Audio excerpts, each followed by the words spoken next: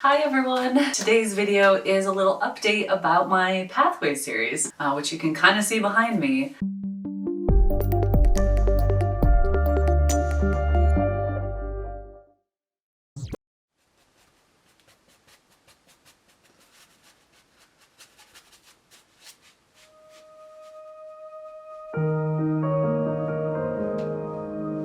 Since my last update, summer gave way to a beautiful autumn season, and now we find ourselves in winter.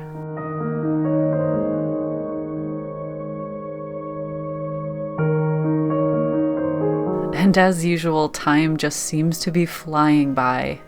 Between all of my other projects that have been going on this year, I've been trying to work on my Pathway series here and there, but it's been quite a struggle. So in this video, I'll share a little update about the painting progress and talk about my materials and some of the thoughts about the project as a whole.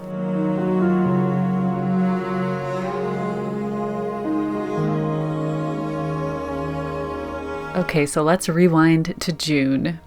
I have to admit that in the summertime, I am very much pulled outside. So having the discipline to stay inside on a beautiful day and get progress done on a canvas is, well, it just really tests my discipline. In addition, I had some serious self-doubt and imposter syndrome as usual, and I kept putting off just starting a bunch of the canvases, even though I had really strong ideas, strong visuals in my mind about what I wanted to paint. There was definitely some kind of mental block, and it was so challenging to get over that at first. I just had this strong feeling that I really wanted to experiment and push my own artistic boundaries and aesthetic in this series. And I was really afraid that when I showed progress, whether it's on social media or here on YouTube, people would judge it harshly maybe because it might differ from my usual style or techniques. So for a while, I actually started to resent the fact that I was recording this series. I started to feel like I had boxed myself in, and then I was afraid to just let my imagination go, let myself experiment and really grow as an artist. And that fear just kept building up, and I made very slow progress during the summer months. Some of the new things that I've been trying are to find new ways of layering and creating really interesting textures. I feel like in order to represent the visions I have in my mind, I need to tap into something beyond just paint on the canvas. And I know there are lots of different mediums you can use to create all sorts of different textures, but I've been really pushing myself to explore using the paint in a way where I don't need a ton of added mediums, but I can still capture some really cool textures. This requires a lot of layers, and so the drying time between layers I think has sort of presented its own challenge. It's not as bad as oils, but I do need to let it dry between, and that means stepping away or working on multiple canvases at once. So in a given day, I either get kind of overwhelmed with all of the different canvases I have started, or I'm just sitting around waiting for things to dry. And then I get busy doing something else, and then I push progress off for a few days or a few weeks. But I'm finally starting to get a hang of this new process, and I'm really excited and enjoying it so much more now. Just like with any medium, I feel like the more you use it, the more you become in tune with your materials. And for me, that just means more efficient work sessions and slightly faster progress. I'm also having lots of fun using all sorts of different tools. I love my palette knife. I have some sponges and rags that I use to swirl the paint around. I use my spray bottles and tip it and turn it in different directions and let things naturally flow on the canvas so I can try to create these really atmospheric pieces. Recently, I realized that my time spent painting from life, painting outside, and all of the studies I do in my sketchbooks, whether it's outside or in the studio, those are finally really starting to pay off, not only in how I perceive color and form, but just in the way that I'm able to express my vision. I feel like it's coming through me much easier, and I'm able to say what I want to say. And that in itself makes the process so much more fun. I don't always get it right, and I've actually already painted over one or two of my canvases, but it's getting there. And I've really been enjoying how much this series is pushing me to grow as an artist. So this one is called Loch Side, and it's inspired by Loch Marie, which is a beautiful, really large loch in the west coast of Scotland. I've been there quite a few times, and more recently you saw it in one of my little travel videos. There's still some work to be done in this distant area, and of course building up the depth in this foreground with like rocks and different growies and stuff. This one is called Into the Hills, and it's inspired by Applecross, which is an area also on the west coast.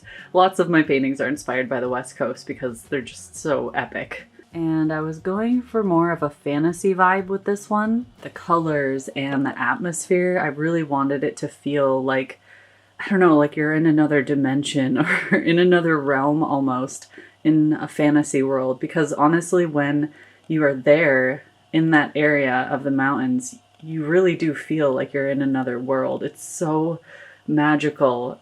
It's hard to describe. I want to add some grasses and more detail in this area and this lower area and the foreground grasses as well. This is another one inspired by Applecross, and it has a lot of work to go, but I currently love it in this very abstract state, so I'm just kind of living with it for a while, just enjoying where it's at. I am going to keep a little bit of this abstract beauty, but there's going to be a lot more detail.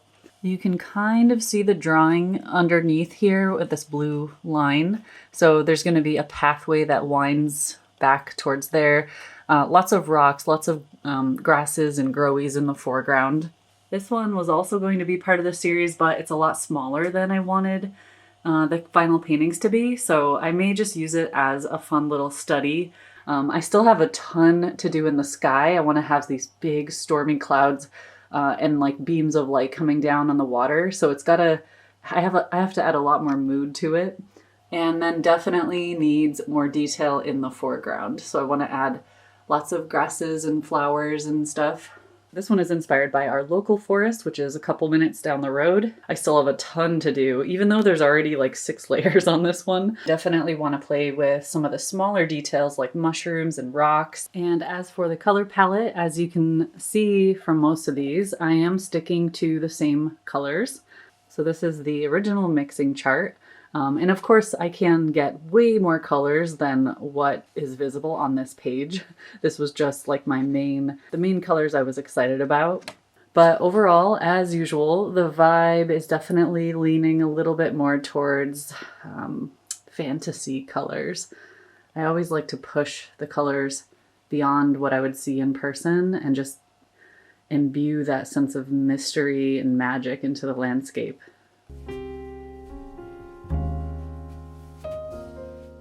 Hello everybody! Okay, so it's been a few weeks since I recorded what you just saw, and I don't have a ton of progress to show. I have this bigger piece started, but I did want to talk about a new development in, I guess, my planning and sketching phase, which is, it's ongoing, it never really ends, and I wanted to show you a little bit more detail about my materials. So this little baby, this cart I got at IKEA, it is perfect for storing all of my paints. I have various brands of acrylics here, a lot of Liquitex because I like the consistency of those. These are my newer golden colors, the heavy body, which I love. And I'm currently obsessed with the golden high flow acrylics as well. I love using these, especially for the background layers. They have a beautiful flow and This is a Stay Wet palette, and at the moment it's all dried up because I left it open. But what I like to do is add this open medium to my paints, and this makes the paint behave a little bit more like oil paint, so it stays wet for longer, and I'm able to get some beautiful flowing washes of color. So I don't have to use water to get it thinned down. I combine my high flow acrylics with some of this and maybe a tiny bit of water, and I can get some really cool effects. These are the acrylic markers, which you may have seen in another video. They are really awesome for doing like the drawing phase and getting in little details here and there. But they have the high flow acrylic in them as well, so they're just very flowy and quick. I thought it might be good to have a little heart-to-heart conversation. Just, I'm failing to meet my deadline. I only have 22 days until the solstice, which is when I originally planned on finishing this series. I wanted to have 10 large paintings, 2 feet by 2 feet at least, completed, and I barely have 5 canvases started. There's a couple that are close to being finished, but I'm just very far off from meeting my deadline. I made the classic mistake of biting off more than I could chew this autumn. I moved my Kickstarter project up a few months, and I'm so happy I did it because I just had the right mindset and the right energy for it. But it meant that my personal projects like this have kind of been getting pushed a little bit. So I'm currently fighting this feeling of disappointment in myself and like the feeling of failure, which always sucks. But at the same time, I feel really good creatively. My business is doing well. I have a lot of other projects that are like going full steam ahead that are just doing really well. So I have all these good things happening and I want to like run with that energy. I want to embrace that energy. But then, you know, when I realize that I'm not going to hit my deadline for this series, I feel disappointed. I think there's something to be said about having a deadline that is given to you by an outside force. Like if I had a gallery deadline or an exhibition coming up, I would finish the paintings. Like there's not even a question in my mind because I know that the outside pressure would motivate me to finish because there's no way I'm going to let someone else down like that. But then it's like, why am I letting myself down? Then again, like I said, I have all these other projects happening that I'm excited about. I don't know. I just wanted to share, I wanted to be honest about this whole process. I debated even talking about this on camera because I don't see a lot of other professional artists who do large series of work. I don't see them talking about the struggles that I've been experiencing and this feeling I have about letting myself down, of failing to meet my own deadline. That is hard to deal with. And because I announced it publicly, I also kind of feel like I'm letting other people down, even though I know no one else really cares about that. It's just one of these things where I wish I could talk to another professional artist who does big series of paintings like this and pick their brain about how they deal with the frustrating parts of it, the difficult parts of it, or if they're behind schedule. Yeah, I don't know. Just rambling here, you guys. Bear with me. Oh, but I did want to show you a cool little update. So some of you know about my recent obsession with markers. And if you haven't, I did a whole video about it, unboxing and swatching. But I want to show you how these fall into my workflow as an artist doing a big series of paintings. So this canvas you see behind me, I knew I wanted to have an underpainting, very dark, very cool colors, and paint on top of it with more vibrant, brighter tones. So this is the vision that came straight out of my head. I was just in the flow, just letting it flow onto the canvas. But in the back of my mind, I was thinking, okay, what's the next step going to be? And I started to second guess myself. So I decided I would just take a few nights off of painting the canvases and do some sketching. This sketchbook is actually full of markers, This sketchbook is... I know! Both of the kitties are trying to make lots of noise in the background. They always resist being held and being on camera, but you always make the most noise when I'm filming. So what is that about? You smell like grass and snow. Sorry about that. Okay. So this sketchbook is full of gouache and watercolor and markers and colored pencils and all sorts of mixed media. But what I love about it is that I can just grab this, sit on the couch with my husband at night, hang out, talk, sketch. I can take it to the cafe and sketch.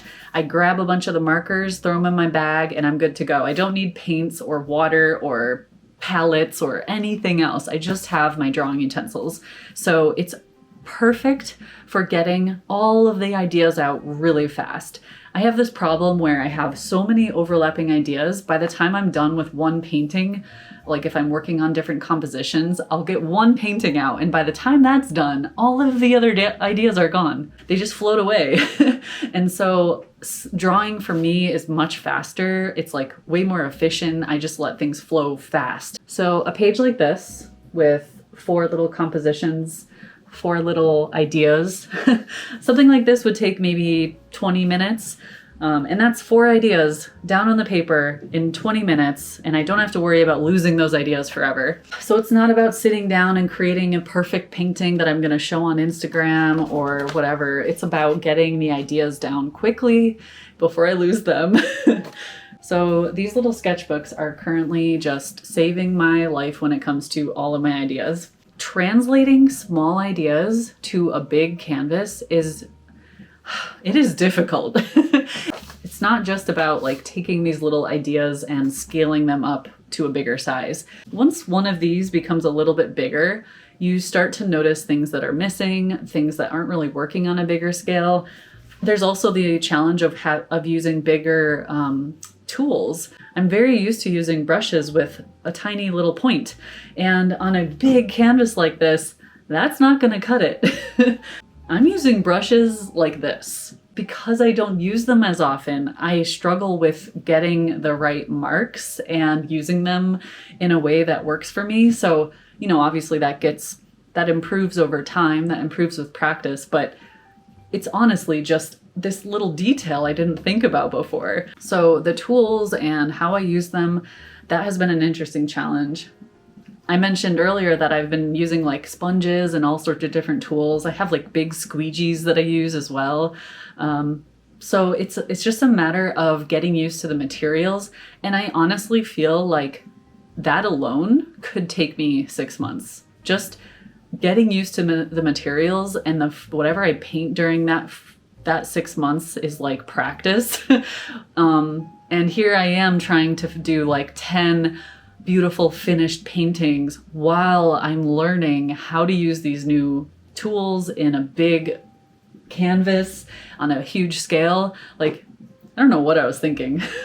But you know what? I'm having a blast. This is my happy place. I am in the zone when I'm down here, so I'm going to keep going with it. So I decided that whatever I finish by the solstice, my original deadline, that will maybe be part 1 of the series, and then I might do more down the road, or maybe it's an ongoing series that isn't ever really finished. I don't know. But I do know that I don't want to rush it.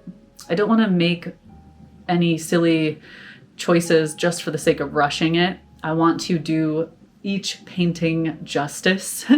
And yeah, I don't know. I guess that's a lesson learned, a big lesson learned. And maybe if someone else out there is in a similar boat, if anyone else is doing a big series, you have some similar struggles or feelings. And by the way, if any of you do, I would love to talk to you in the comments. I feel very alone sometimes in these struggles because I don't know a lot of professional artists who do big series of paintings, or at least I don't know them enough to like talk to them about it. I follow a lot of artists who do big series, especially on Instagram, and I'm always like, man, how are they doing this? How do they do that? Thank you guys for listening to my rants. Thank you for coming along with me on this journey. Let me know if you have any questions and if you want me to talk about something else in the next update. The next Pathways video will actually be after the solstice, after the deadline. So I'll continue working and recording as I go, but like I'll give you an update after I've gone through the deadline and see what I've created by then. But thank you to everyone out there who is like rooting for me and rooting for this project and enjoying it. Thank you for your likes. Thank you for your comments. All right, I'm gonna go pet my kitties. It's Floki's birthday. He's turning 1 year old today, so I'm gonna go give him some treats. So I will see you guys next time. Take care. Do you want some treats? Vader, it's Floki's birthday, not yours. Hold on. Oh. You gonna share with your brother? Vader got a little bit. What a good boy. Happy birthday, little boy. What a good little baby. Yeah.